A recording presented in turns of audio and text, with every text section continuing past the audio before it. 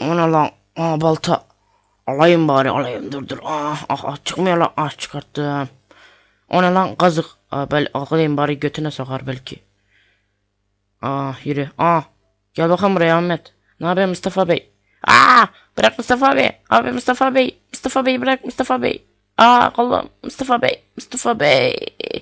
Mustafa Bey, ne yaptın Mustafa Bey? Yürü git buradan. Sil. O nedir la? Ne lan bu? Biri ölmüş la burada. Ne o? Neye benziyor? Alan bari, belki işimize yarar ya.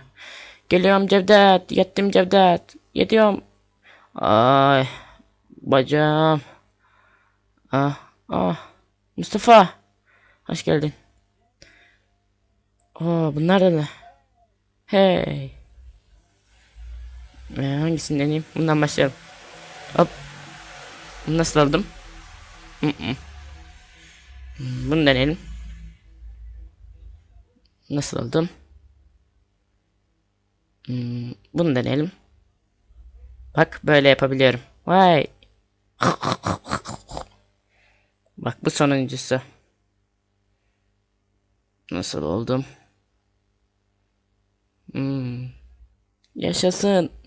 Vay, vay, anası kim? Başım. Başım. Başım. Mustafa. Mustafa. Mustafa. İyi misin Mustafa? Kalk Mustafa. Sana yardım edeceğim Mustafa. Aha. Yıllardır bize ne çektirdin lan? Piç.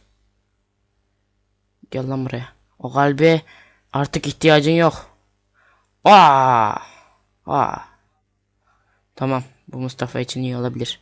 Mustafa ettim Jack. Mustafa ettim. Al. Ey!